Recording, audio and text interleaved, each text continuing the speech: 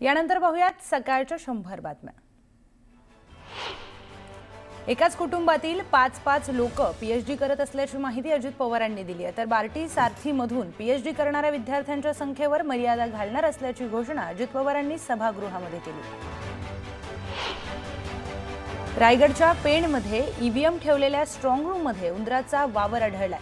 उंदरांनी strong रूमचा दरवाजा उघडला तर सीसीटीव्हीमध्ये उंदरांचा सुळसुळाट कैद झालाय। बेपत्ता असलेली 90% मुलं सापडतात। राज ठाकरेंच्या पत्रानंतर मुख्यमंत्री फडणवीसांनी हे उत्तर दिले। साखर कारखानदारीबाबत राज्याचे मुख्यमंत्री ब्लॅकमेलर भूमिकेमध्ये असल्याचं वक्तव्य राजू शेट्टींनी केलंय। तर साखर कारखानदारीमध्ये काटामारी होते हे मुख्यमंत्र्यांना मान्य असल्याचीही टीका त्यांनी केली आहे। पुण्यात इंदुरीकर महाराज आणि वाहतूक पोलिसांमध्ये बाचाबाची झाली। कीर्तनामुळे वाहतूक कोंडी झाल्यानं इंदुरीकर आणि पोलिसांमध्ये वाद झाला। नंतर आयोजकांच्या मदतीनं वाद मिटल्याची माहिती आहे। पुण्यात इंदुरीकर महाराजांचं कीर्तन बंद पाडतानाचा व्हिडिओ समोर आलाय। पोलिसांनी इंदुरीकर महाराजांना कीर्तन बंद करण्याचं आवाहन केलंय। शिवसेनेचे आमदार सुनील तटकर यांना बदनाम करत असल्याचा आरोप भरत भगत यांनी केलाय। तर खरी वस्तुस्थिती उद्या उघड होणार असल्याचंही ते म्हणाले। सोलापुरात पार्किंगची सोय करण्याची मागणी भाजपने केली आहे। यासाठी महापालिका आयुक्त सचिव ओंबासेंना निवेदन देखील देण्यात आलंय। तातडीने मागणी पूर्ण करण्याची मागणी इथे करण्यात आली। तर एक ब्रेकिंग न्यूज समोर येते। महाराष्ट्रामध्ये बिबट्यांनी धुमाकूळ घातलाय। नागपूरमध्ये सुरू असलेल्या हिवाळी अधिवेशनात देखील बिबट्याच्या दहशतीवर चर्चा होतीये।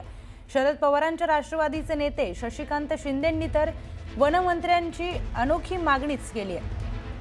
भ्रष्टाचार करणारे मंत्री आणि अधिकाऱ्यांना बिबट्यांच्या ताब्यात द्या अशी मागणी शशिकांत शिंदेंनी गणेश नाईकांकडे केली आहे। कालच सभागृहामध्ये मंत्री उपस्थित नसल्याने मंत्र्यांवर बिबट्या सोडा असं सुधीर मुनगंटीवार म्हणालेले।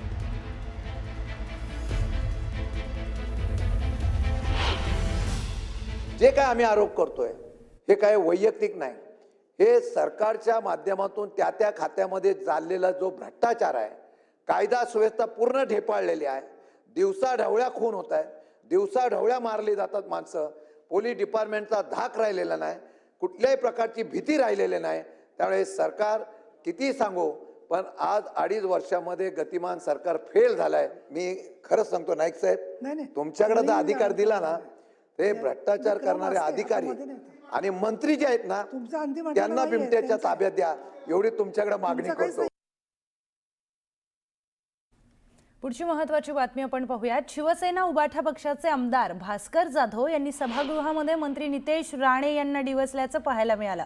सभागृहात एखादा प्रश्न विचारला म्हणून चिडायचं नसतं, त्यासाठी बाहेर मैदान मोकळं आहे असा टोला त्यांनी लगावलाय। त्यावर नितेश राणे यांनी देखील पलटवार केला। अध्यक्ष महोदय, खरं तर मंत्री महोदयांनी हा प्रश्नाचं उत्तर प्रश्न वाचला की नाही मला डाऊट आहे। कारण 1, 2, 3, 4 मी तर उत्तर देत नाही, पण शेवटचं फक्त उत्तर मी तुम्हाला विचारतो की तुम्ही तुमच्या खात्याला जाब विचारून ठेवा। काय उत्तर आपण दिलंय? महाराष्ट्र सागरी मासेमारी अधिनियमन 1981 सुधारित 2021 अंतर्गत रत्नागिरी जिल्ह्यातील 9, सिंधुदुर्ग जिल्ह्यातील 19 अशा एकूण 28 परराज्यातील नौकांवर, म्हणजे रत्नागिरी आणि सिंधुदुर्ग हे परराज्य होतंय असं ते उद्बोधित होतंय। या ठिकाणी परराज्यातील थोडंसं सुधारणा करून घ्या, लगेच चिडू नका। चिडायला बाहेर मैदान मोकळं आहे, इथं नाही चालत ते। आणि आम्ही पण काय चिडण्यामध्ये कमी नाही। म्हणून सन्मान्य भास्कर जाधव साहेबांनी महत्त्वाचे प्रश्न विचारलेले आहेत। आता चिडणं आणि या प्रश्नाचा काय संबंध आहे हे आता पहिलं तर मला माहीतच नाही अध्यक्ष महोदय। हे खातं वर्षानुवर्ष आपल्या महाराष्ट्राच्या विकासाच्या दृष्टिकोनातून चालू आहे। 2014लाच हे खातं जन्माला आलं असं नाही, ठीक आहे। कारण का परत सगळं मीच केलं हा विषय नको जरा याच्यावर। दुसरा मुद्दा असा आहे अध्यक्ष महोदय, आता काय आहे, काही लोकांना कितीही चांगलं बोललं तरी पण त्यांना तो राग येतोच आणि मग मी राग करतो। आपण चांगल्या बोटींबद्दल मूळ मुद्दा मच्छीमारांबद्दल आहे। यानंतर पाहूयात सकाळच्या 100 बातम्या. जव्हार सार्वजनिक बांधकाम विभागामध्ये 111 कोटींचा अपहार झालाय. या प्रकरणामध्ये कार्यकारी अभियंता नितीन भोये आणि लोकपाल अजिंक्य पाटील यांचं निलंबन करण्यात आलंय. गोंदियात 3 नक्षलवाद्यांनी आत्मसमर्पण केलं. तिन्ही नक्षलवादी दरेकसा एरिया कमिटीचे सदस्य होते, त्यामुळे नक्षली चळवळीला मोठा हादरा बसला. मुख्यमंत्री युवा प्रशिक्षणार्थी योजनेतील विद्यार्थी हे आतंकवादी नसल्याचं वक्तव्य तुकाराम बाबा महाराजांनी केलंय. तर लाठी हल्ल्याचे महाराष्ट्रात पडसाद उमटणार असल्याचा इशारा त्यांनी दिलाय. सांगलीच्या कडेगावमध्ये व्यापाऱ्यांनी विविध मागण्यांसाठी आंदोलन केलं. शहरातील बाजारपेठेसह मुख्य रस्त्याची तातडीने दुरुस्ती करण्याची मागणी करण्यात आली आहे. परभणीमध्ये प्रहार जनशक्ती पक्षाच्या कार्यकर्त्यांनी आंदोलन केले. परभणी महापालिकेचे परभणी शहर ग्रामपंचायत नामकरण करत अनोखं आंदोलन करण्यात आलं. तातडीने परभणी शहरामध्ये नागरिकांना सोयी सुविधा देण्याची मागणी करण्यात आली. आमदार गोपीचंद पडळकर यांच्या प्रतिमेला उल्हासनगरमधील गोपाळ समाजाच्या वतीने दुग्धाभिषेक घालण्यात आलाय. आमदार पडळकरांनी विधानसभेमध्ये गोपाळ समाजासाठी स्वतंत्र आर्थिक महामंडळ असावं अशी मागणी केलेली, त्यामुळे त्यांच्या समर्थनार्थ हा दुग्धाभिषेक करण्यात आला. मुख्यमंत्री युवा प्रशिक्षणार्थी योजनेतील कर्मचाऱ्यांना रोजगार देण्यात यावं तसेच थकीत वेतन देण्यात यावं या प्रमुख मागणीला घेऊन यशवंत स्टेडियम या ठिकाणी लोटांगण मोर्चा करण्यात आलाय. जोपर्यंत आमच्या मागण्या पूर्ण होत नाहीत तोपर्यंत आंदोलन सुरूच ठेवणार असल्याचं आंदोलकांनी सांगितलं. फलोत्पादन मंत्री भरत गोगावलेंनी नागपूरच्या काटोल आणि कळमेश्वर तालुक्यातील शेतकऱ्यांच्या फळबागा आणि नर्सरींना भेटी दिल्या. यावेळी त्यांनी शेतकऱ्यांसोबत चर्चा करत माहिती घेतली. बुलढाणा जिल्ह्यामध्ये थंडीच्या कडाक्यात वाढ झाली आहे. पुढील 3 ते 4 दिवस थंडीच्या लाटेचा इशारा हवामान विभागाने दिलाय. गेल्या 2 ते 3 दिवसामध्ये बुलढाण्यात किमान तापमानाचा पारा 2 ते 3 अंशांनी घसरला. नालासोपारा पूर्वेकडील आदर्श नगर परिसरातील गोल्डन पॅलेस अपार्टमेंटमध्ये आग लागल्याची घटना घडली. घटनेची माहिती मिळताच अग्निशमन दलानं घटनास्थळी धाव घेत आगीवर नियंत्रण मिळवलं. 4थ्या मजल्यावर लागलेली आग घरातील मोठ्या प्रमाणात वस्तूंचं नुकसान झालंय. कोल्हापुरातील जुना बुधवार परिसरातील शहीद भगतसिंग चौकामध्ये डंपरच्या धडकेमध्ये दुचाकीवर महिलेचा मृत्यू झालाय. या अपघातानंतर परिसरात काही काळ वाहतूक कोंडी निर्माण झालेली. मंत्री संजय राठोड यांच्या पत्नी शीतल राठोड यांनी उपमुख्यमंत्री एकनाथ शिंदे यांची भेट घेतली आहे. नागपूरमध्ये बंजारा समाजाच्या समाज भवनासाठी जागा उपलब्ध करून देण्याची मागणी या निवेदनातून करण्यात आली. जव्हारमधील सार्वजनिक बांधकाम विभागातील कामे न करता बिले काढण्याचा आणि अनामत रकमेच्या अपहाराचा मुद्दा जयंत पाटील यांनी विधानसभेमध्ये उपस्थित करून जाब विचारला. 111 कोटी 63 लाख रकमेच्या अपहार कटाचा मुद्द्यावर कारवाईची मागणी करण्यात आली. जळगावच्या यावलमध्ये राष्ट्रीय लोक अदालतीचं आयोजन करण्यात आलं. या लोक अदालतीमध्ये दिवाणी आणि फौजदारी अशा 606 प्रकरणांचा निपटारा करण्यात आलाय. तर 1 कोटी 24 लाखांची वसुली देखील करण्यात आली आहे. कोल्हापूरमध्ये ग्रामीण डाक सेवक संमेलन पार पडलं. या कार्यक्रमाला केंद्रीय मंत्री ज्योतिरादित्य शिंदेंनी हजेरी लावली. यावेळी ग्रामीण भागामध्ये उत्कृष्ट डाक सेवा देणाऱ्या सेवकांचा सत्कार करण्यात आला. ज्योतिरादित्य सिंधिया यांनी कोल्हापूर आणि ग्वाल्हेरच्या महाराजांचा कशा पद्धतीने संबंध आहे याचा उल्लेख देखील आपल्या भाषणामध्ये केला. क्रांतिज्योती विद्यालय मराठी माध्यम चित्रपटातील पहिलं गाणं शाळा मराठीला प्रेक्षकांचा मोठा प्रतिसाद मिळतोय. आता दुसरं गाणं स्वर्गात आकाशगंगा हे शाळेतल्या आठवणींना उजाळा देणारं गाणं प्रेक्षकांच्या भेटीला आलंय. या गाण्याचा अनावरण सोहळा अगदी आगळ्या वेगळ्या पद्धतीनं अभिनव ज्ञान मंदिर कर्जत प्रशालेमध्ये पटांगणात पार पडला.